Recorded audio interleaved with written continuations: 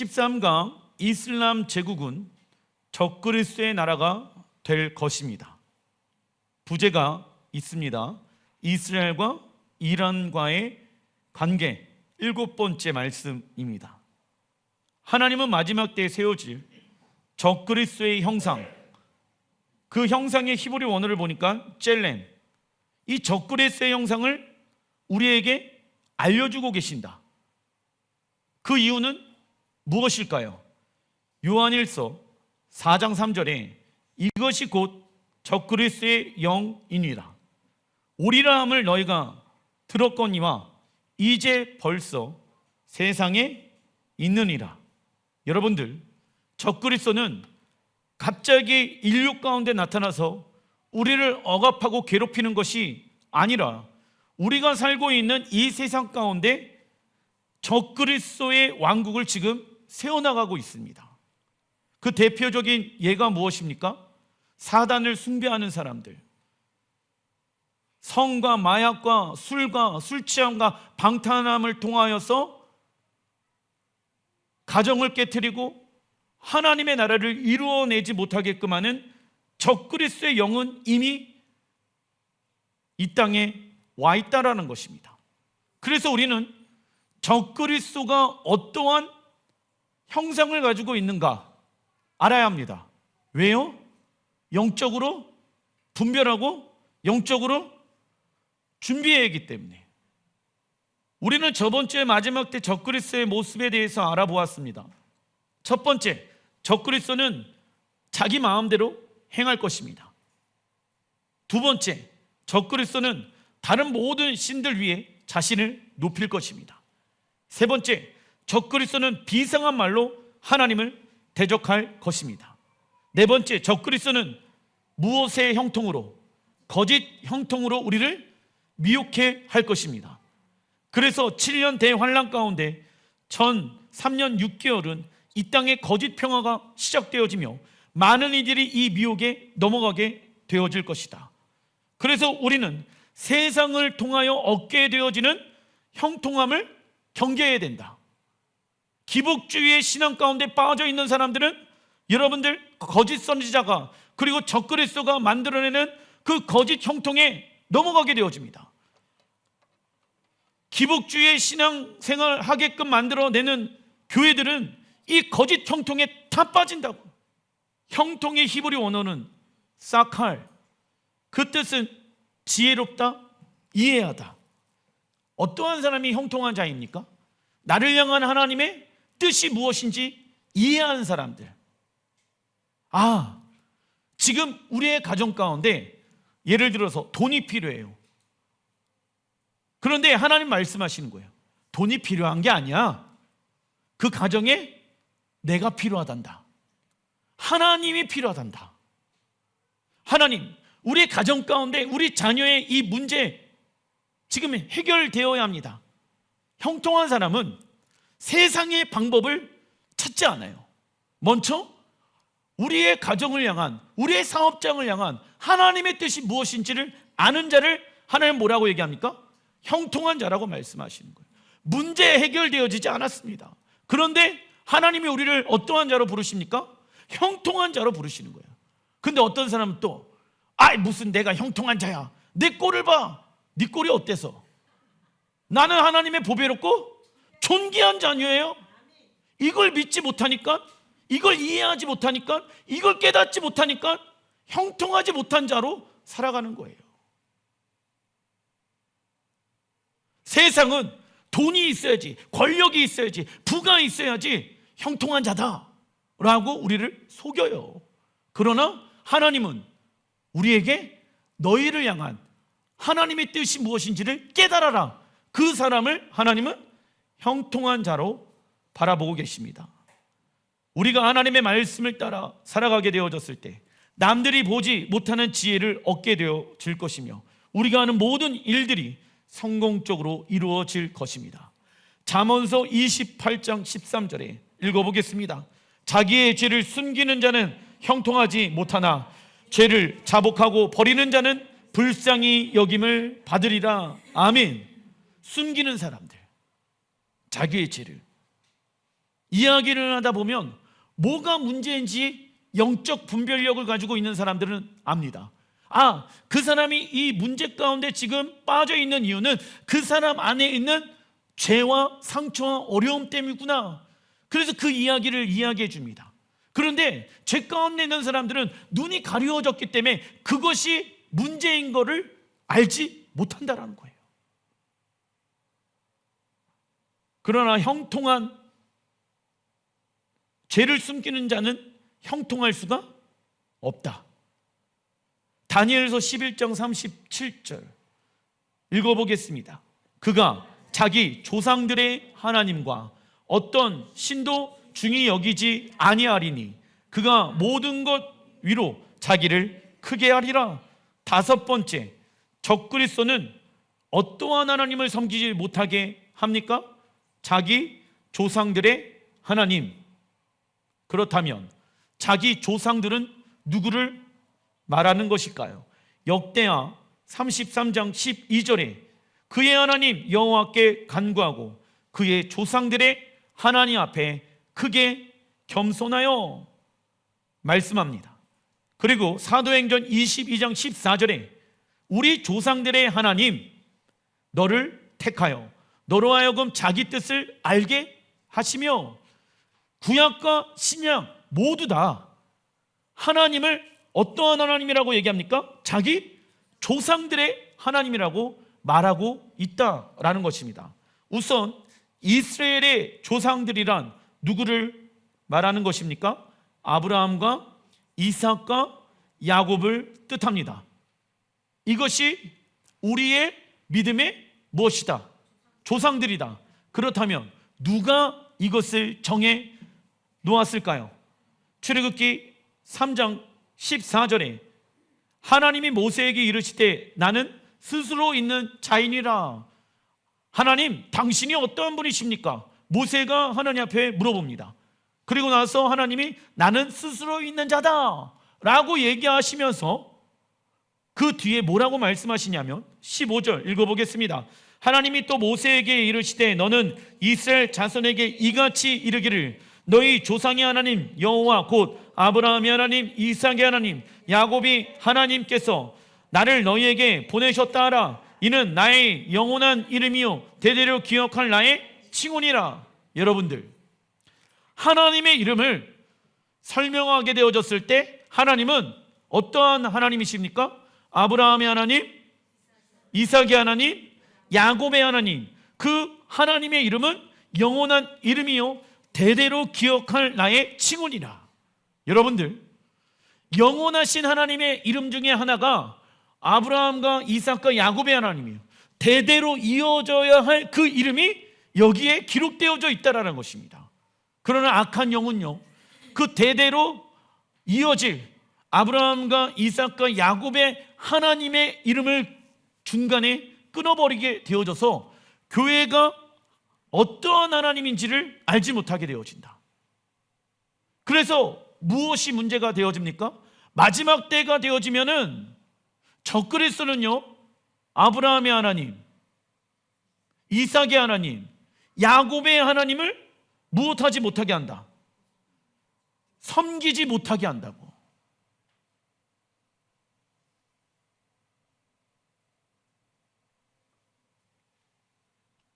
왜 교회가 이스라엘의 하나님을 모를까요? 2000년 전부터 카톨릭 교회 안에 그 하나님을 섬기지 못하게 하기 위함입니다. 왜요? 하나님이 이 믿음의 조상들을 통하여서 약속해 놓으신 하나님의 나라가 있거든요. 근데 그 하나님의 나라를 바라보지 못하게 하기 위하여 믿음의 조상이 누구인지를 알지 못하게 한다. 그런데 그러한 일들이 이 시대 교회도, 아니 2000년 동안 교회에 그 하나님의 이름을 잃어버리게 되어졌다는 것입니다. 하나님의 영원한 이름 대대로 기억할 하나님의 칭호는 적어놔 주십시오. 아브라함의 하나님, 이삭의 하나님, 야곱의 하나님입니다. 이는 하나님의 이름 안에 아브라함과 이삭과 야곱의 이름을 포함시키는 것이며, 하나님은 아브라함과 이삭과 야곱 때의 하나님으로 영원토록 동일하시다는 것을 의미합니다. 그래서 하나님은 지금까지도 변함이 있으시다 없으시다? 왜? 불변하신 하나님, 영원토록 진리이신 하나님. 진리는 바뀌면 된다 안 된다? 그렇기 때문에 그 영원 불변하신 하나님이 지금 우리에게도 어떠한 분이십니까? 아브라함의 하나님, 이삭의 하나님, 야곱의 하나님이 되신다라는 것이죠. 또한 아브라함의 하나님과 지금 우리가 경험하는 하나님은 동일하신 것과 같이 아브라함, 이삭, 야곱의 신앙은 우리의 신앙도 동일해야 함을 강조하고 있다. 갈라디아서 3장 29절 읽어보겠습니다. 너희가 그리스도의 것이면 곧 아브라함의 자손이요 약속대로 유업을 이을 자니라. 아멘. 우리가 예수야를 믿고 우리의 삶이 주님의 것이라고 하면은 너희 또한 누구의 자손이 되어진다? 아브라함의 자손이 되어진다. 할렐루야. 그리고 아브라함에게 하나님이 말씀해 놓으신 그 유업을 이어갈 자가 누구라고 말씀하고 있습니까? 우리라고 말씀하고 계시는 거예요. 그렇다면 아브라함은 여러분들 어디를 유업으로 얻게 되어집니까? 약속의 땅. 약속의 땅은 에덴 동산. 요한계시록에는 22장에 보게 되어지면 그 새 예루살렘이 어떠한 모습으로 되어져 있습니까? 에덴 동산으로 회복되어진다는 것이죠. 생명나무가 있다라는 것입니다. 아담의 죄로 인해 하나님의 나라의 기업은 중단되어졌지만 믿음의 조상 아브라함이 하나님의 말씀에 반응하여 그 유업을 이어가게 되어진다. 그리고 우리는 예수야를 통하여 아브라함의 자손이 되어졌고 하나님의 나라를 유업으로 이어갈 자가 되어졌습니다. 이는 합법적으로 이스라엘 나라의 일원으로 접붙임을 받은 사건이라고 말할 수 있다. 그래서 우리는 천년왕국 시대가 시작되어지면 하나님께서 약속하신 그 땅을 기업으로 물려받게 될 것입니다. 여러분들, 그래서 이방교회는 어디에 편입되어진다? 북이스라엘을 대표하게 되어지는 에브라임 지파를 우리는 들어가게 되어질 것이다. 에브라임은 누구의 자식입니까? 요셉. 요셉은 여러분들 그 에브라임을 어디에서 낳게 되어집니까? 약속의 땅이 아니라 애굽에서 낳게 되어집니다. 애굽 여자와 결혼해서. 그죠? 그런데 요셉의 아버지 누구입니까? 야곱이 그 요셉의 두 아들을 어떻게 합니까? 자신의 자식으로 맞이하게 되어집니다. 그래서 여러분들 요셉은 열방에서 두 아들을 낳게 되어지는데 야곱, 이스라엘이 그 두 손자를 자신의 12지파 안으로 들여보냈다는 거예요. 이것은 무엇을 말합니까? 마지막 때 열방교회가 이스라엘에게 접붙이는 사건들을 말하고 있다. 그래서 북이스라엘을 대표하는 지파는 성경에 에브라임 지파라고 얘기하고 에브라임 지파 안에 열방교회가 들어가게 되어진다. 그래서 우리는 하나님께서 약속의 땅을 기업으로 주셨던 것처럼 우리에게도 그 약속의 땅을 기업으로 받게 될 거라 말씀하고 있다. 그것이 천국인 거예요. 그것이 이 땅 가운데 완성되어질 새 예루살렘이라는 것이죠. 그런데 놀라운 것은 이러한 하나님의 이름, 아브라함과 이삭과 야곱의 하나님의 담겨져 있는 계시를 많은 교회들이, 많은 성도들이 알지 못하게끔 눈과 귀를 악한 영은 가로막고 있다. 이러한 일들이 마지막 때 이루어지는 거예요.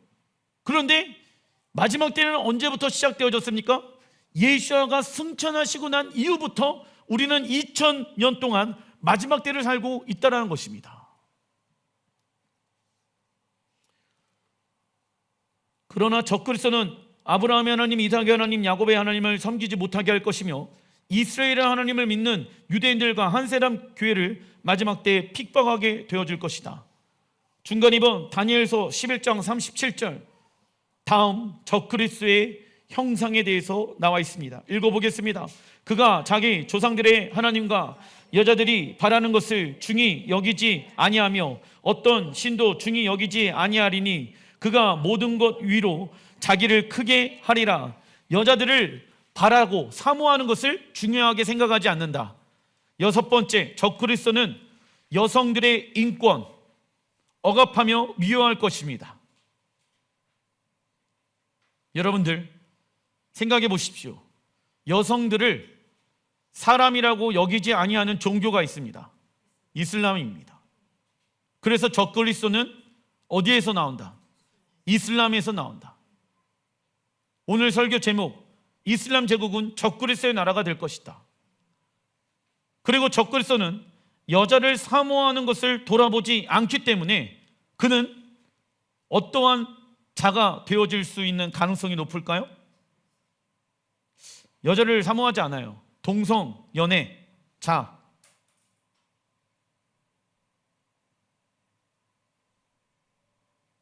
그러겠죠? 요즘 동성애가 판치고 있습니다. 목사님들이 동성애를 지지하는 목사님들이 계십니다. 특별히 이슬람 국가인 아프가니스탄에서는 여성들의 교육과 취업을 막고 있으며 외출을 할 때에는 눈을 빼고 신체의 모든 부분을 다 가리고 남편과 함께 해야지만 외출을 할 수 있게 하였습니다. 참고로 이슬람에서는 바이아라는 종교 의식을 하고 있습니다. 바이아는 이슬람의 창시자 무하마드가 무슬림들에게 반드시 지켜야 할 의무사항들을 기록해 놓은 문서입니다. 바이아란 이슬람 제국과 알라에게 드리는 공식적인 충성 맹세입니다. 그러나 이를 거절할 시 이슬람 사람들은, 국가들은, 무슬림들은 죽음에 처할 수가 있다. 그리고 바이아의 아랍어의 뜻은 팔다입니다. 즉 자신의 영혼육을 이슬람 제국에게 팔아 노예로 살게 하며 경배하는 것이 바이아입니다. 요한계시록 13장 5절에 짐승이 과장되고 신성 모독을 말하는 입을 받고 또 42달 동안 일할 권세를 받으리라. 이 땅에 사는 자들은 다 그 짐승에게 경배하리라 말씀합니다. 이슬람화 되어져 있는 유럽 국가들과 중동 지역의 아랍 국가들은 적그리스도에게 바이아하게 되며 그를 경배하게 될 것입니다. 경배란 왕이신 하나님께 영광과 육이 항복하는 것이다. 그 결과 하나님은 우리의 삶을 책임져 주십니다. 그러나 사단은 이슬람의 바이아 맹세를 통하여 16억의 무슬림의 영혼들과 혼과 육을 통제하고 다스리고 있다라는 것입니다. 여러분들, 무슬림들은요, 태어났다라고 하면은 인생 가운데 딱 한 번 이상은 메카에 가야 된다라고 합니다. 그 메카에 가게 되어지면 검은 돌이라고 있습니다. 검은색 그 박스 안에 담겨져 있죠. 그 검은색 박스 안에 무엇이 담겨져 있냐면 검은 돌이 있습니다. 그걸 영어로 블랙스톤이라고 얘기하죠. 그 블랙스톤은 무엇을 말하냐면 알라께서 무슬림들에게 준 별의 조각이라고 합니다. 그래서 무슬림들이 그 별의 조각을 사인, 알라의 사인이라고 여기면서 그것을 메카의 중심 가운데 두게 되어집니다. 실제로 메카에 가게 되어지면은 그 돌을 만지고 보기 위하여 수십억의 무슬림들이 매해마다 무슬림 기도회 무엇입니까?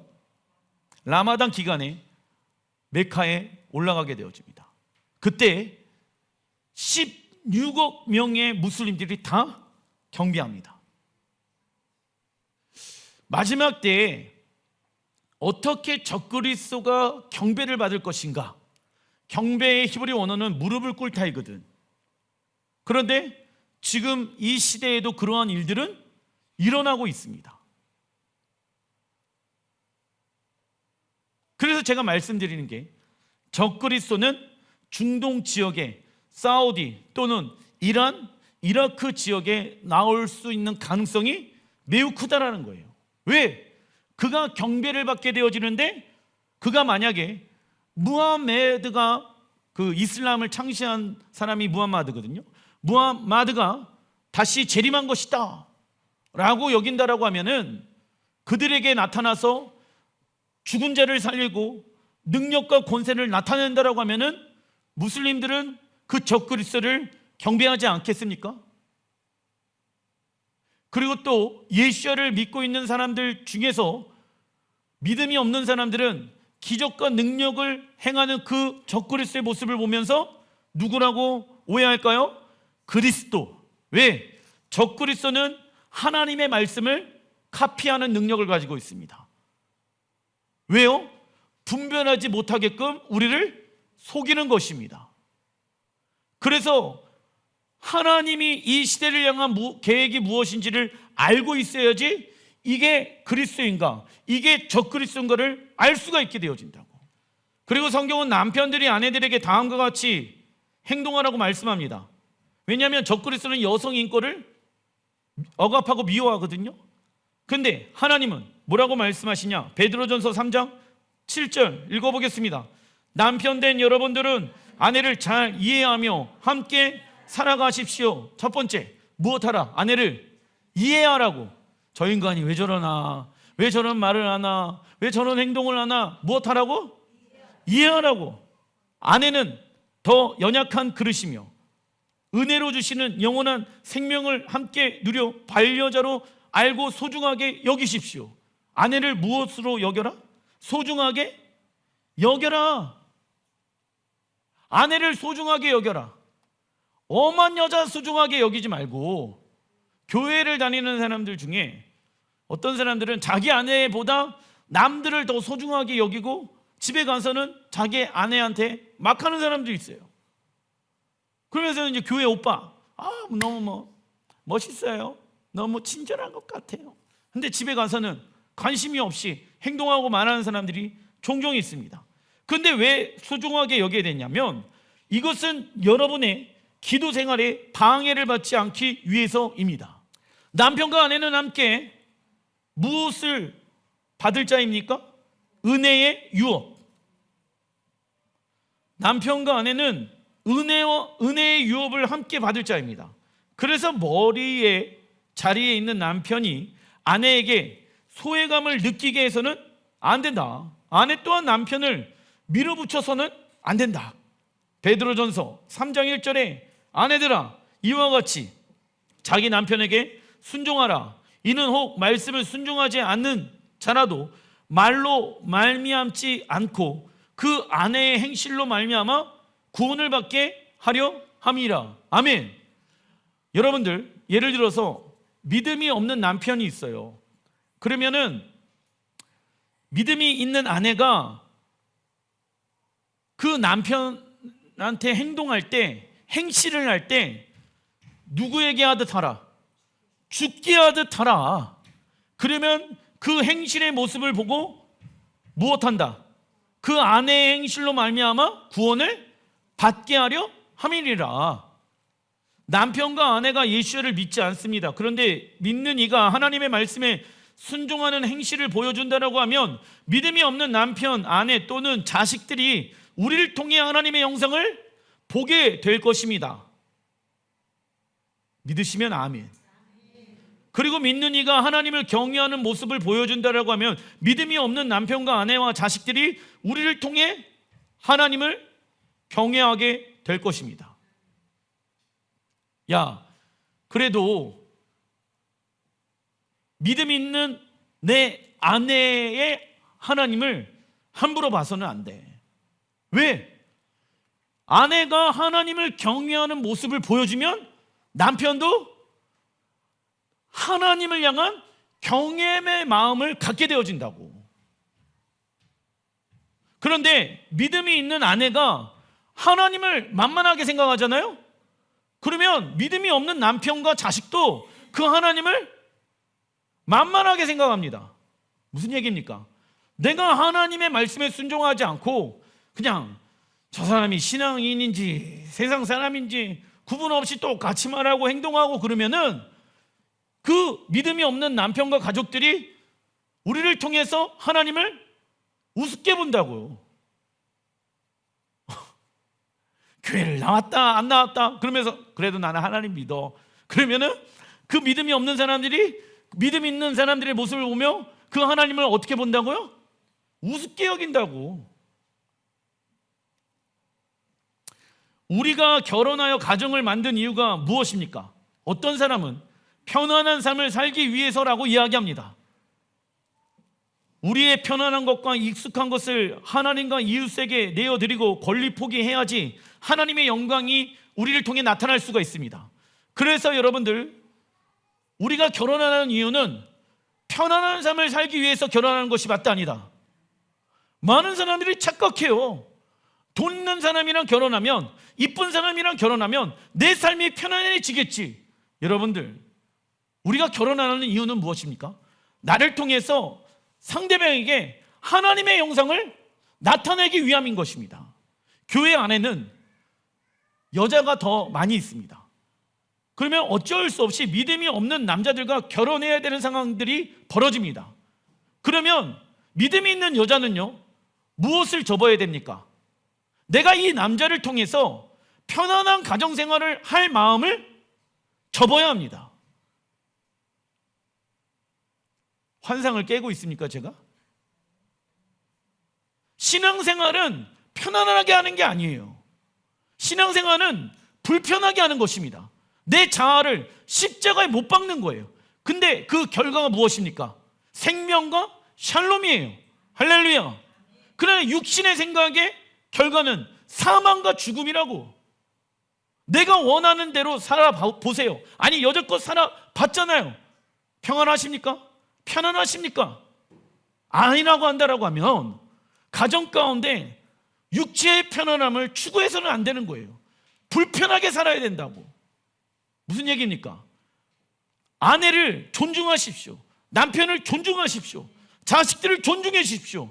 목사님, 내가 여지껏 40년 동안 그렇게 말하고 생각하고 해왔는데 그게 육의 생각이라고요. 불편하죠. 생각을 바꾸려면 계속 결단해야죠. 마음을 바꾸려면. 여지껏 그렇게 살아왔던 나는 십자가에 죽었습니다. 할렐루야. 그러면 이제 그렇게 살기로 결정해야 된다고. 언제까지 핑계만 대시겠습니까? 왜요? 왜 이렇게 불편하게 살아가야 됩니까? 왜 나만 대가 지불하고 왜 나만 권리 포기해야 됩니까? 나의 모습을 통해 하나님의 영상을 드러내기 위함 아니겠습니까?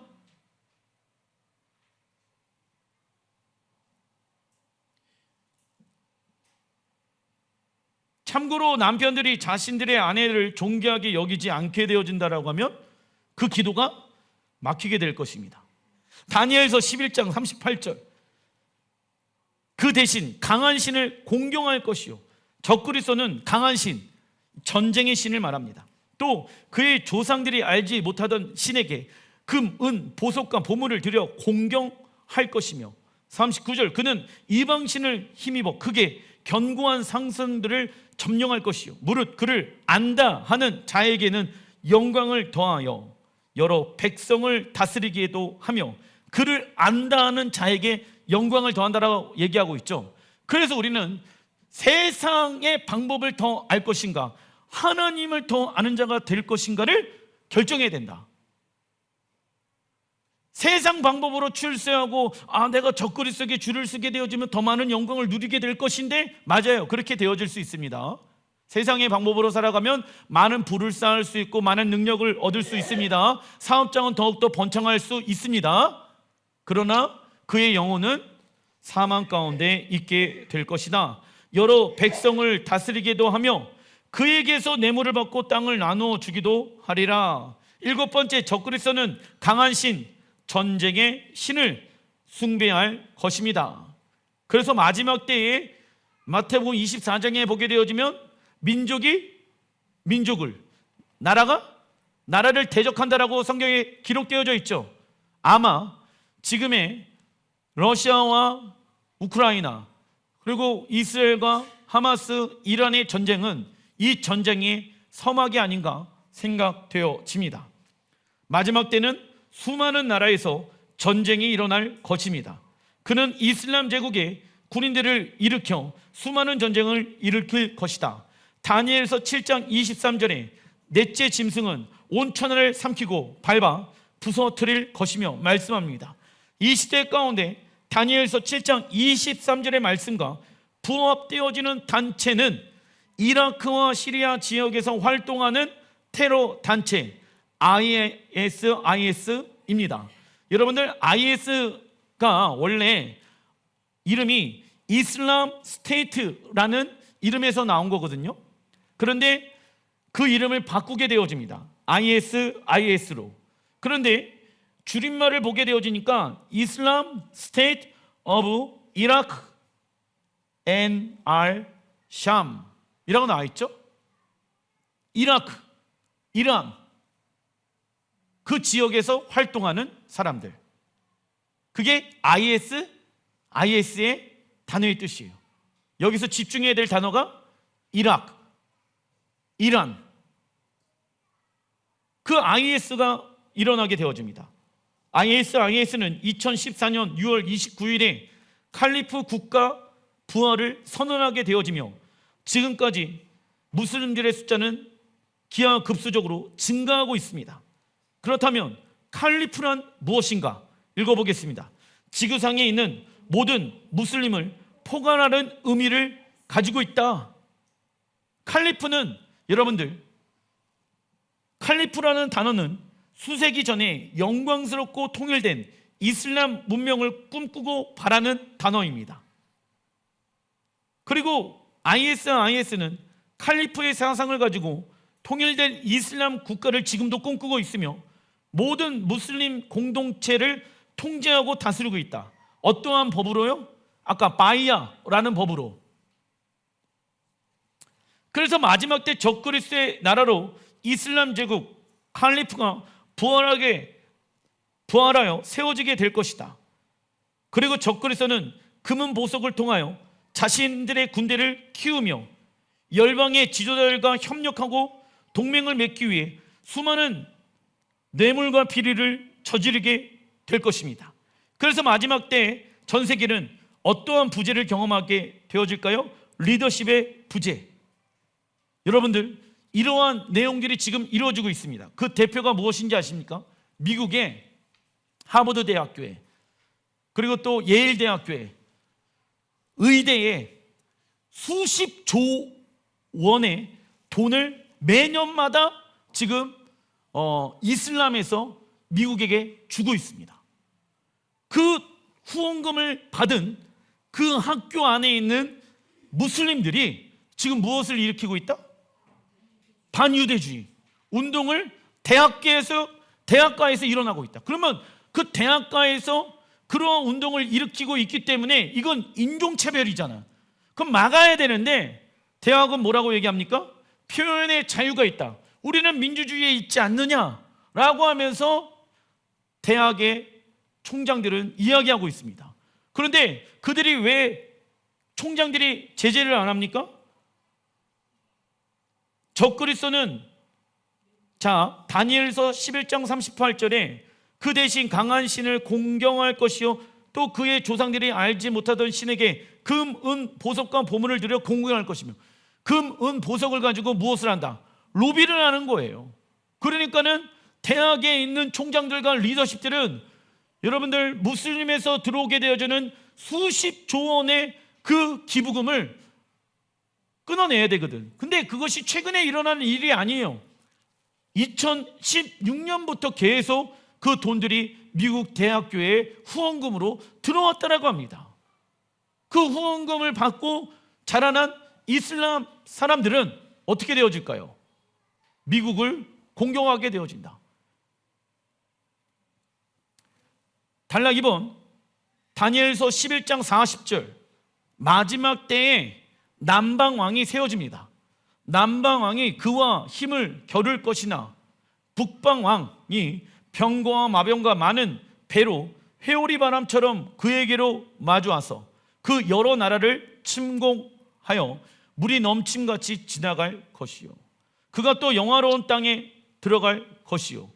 영화로운 땅은 어디를 말합니까? 약속의 땅 예루살렘에 들어가게 되어진다. 많은 나라를 패망하게 할 것이나 마지막 때에 남방왕과 북방왕이 세워진다. 성경에서 남쪽의 왕은 지금의 이집트, 애굽 왕을 말한다. 그리고 북방왕이 세워져 여러 나라, 무슬림 국가와 영화로운 땅인 이스라엘을 침략할 것을 말씀하고 있습니다. 그렇다면 북방왕은 누구를 상징합니까?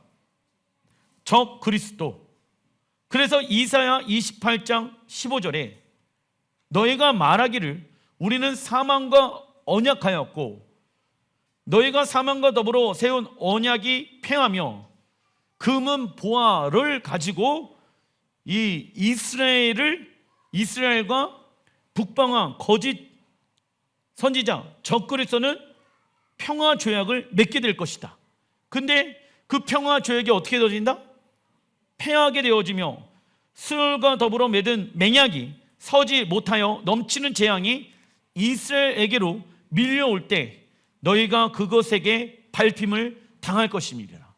야, 니들이 봤었을 때 그 적그리스도가 가지고 있는 전쟁의 힘과 권세와 금은 보화 능력이 너희를 보호해 줄 것 같지? 아니다. 그와 맺었던 그 언약이 폐해지고 너희들이 그 적그리스도의 발에 밟히게 될 것이다. 이게 마지막 때에 이루어질 것입니다. 적그리스도는 이스라엘과 맺은 거짓 평화 조약을 무효화시킬 것이며 이스라엘을 밟게 될 것입니다. 다니엘서 11장 41절 오직 에돔과 모압과 암몬 자손들의 지도자들은 그의 손에서 벗어나리라. 에돔, 모압, 암몬은 지금의 어디를 말합니까? 요르단. 42절 그가 여러 나라들의 그의 손에 펴리니 애굽 땅도 면하지 못할 것이니. 여러분들 이집트가 그 적그리스도를 대적하게 되어질 거예요. 그러나 그 애굽 땅도 이집트도 어떻게 되어진다? 멸하게 되어진다. 43절 그가 권세로 애굽의 금은과 모든 보물을 차지할 것이요 리비아 사람. 여러분들 그 이집트 바로 밑에가 지금도 리비아가 있습니다. 리비아라는 나라가 있어요. 그리고 구스 사람, 구스는 지금의 어디를 얘기할까요? 에티오피아, 동아프리카를 말합니다. 그 사람들이 그 적그리스도를 시종을 들게 될 것입니다. 적그리스도는 에돔과 모압과 암몬, 지금의 요르단이 자기의 편에 섰기 때문에 영적 전쟁에서 벗어나게 합니다. 그런데 왜 요르단이 벗어나게 되어지냐면 요르단은 사실은 중립이에요. 미국 편에 섰다가 어느 때는 이란의 편에 섰다가 이슬람 편에 섰다가 또 어느 때는 유럽의 편에 섰다가 중립적인 그 입장을 항상 고수해 왔습니다. 그래서 걸프전이 일어났을 때에도 미국이 그 요르단을 중심으로 해가지고 거기에서 미사일을 계속 쐈었거든요. 그래서 요르단은 어느 때는 미국의 편에 어느 때는 이슬람 편에 쓰는 국가입니다. 그래서 눈치를 잘 봐. 그래서 적그리스도에게 지금 내가 편에 서야 되겠구나 라고 하게 되어집니다. 그래서 이집트를 정복하고 이집트 밑에 있는 나라들을 계속 정복해 나갈 것입니다. 참고로 이집트 옆에 있는 그 아프리카 나라들은 거의 다 무슬림 국가입니다. 적그리스도는 에돔과 모압과 암몬, 지금의 요르단이 자기 편에 섰기 때문에 정복 전쟁에서 벗어나게 합니다. 그리고 이스라엘의 남쪽에 있는 애굽, 이집트, 리비아, 지금의 리비아, 구스, 에티오피아, 동아프리카를 정복할 것이다. 그리고 적그리스도의 나라의 능력을 보게 된 주변 국가들 또한 덩달아 그를 지지하고 복종하게 될 것입니다. 이것이 다니엘서 7장에 나온 열불, 부하랑 칼레프, 적그리스도의 제국, 이슬람 나라의 10개의 연합 국가가 되어질 가능성이 매우 높지요. 그래서 적그리스도는 10개의 이슬람 나라를 다스리게 되어지는데 언제까지? 한때, 두때, 반때까지. 이 모든 것을 허락해 놓으신 분은 누구이십니까? 하나님. 적그리스도가 일하는 날을 정해 놓은 것이 하나님이십니다. 왜? 이들이 이렇게 발악을 하게 되어질 것인데 너희들은 그때를 분별하라. 다니엘서 11장 45절. 그가 장막 궁전을 바다 지중해와 사해에 영화롭고 거룩한 산 예루살렘 성전 사이에 세울 것이다. 적그리스도는 여러분들 자신의 장막을 영화롭고 거룩한 산 시온산 근처에다가 자신의 장막을 세우게 될 것입니다. 왜 세울까요?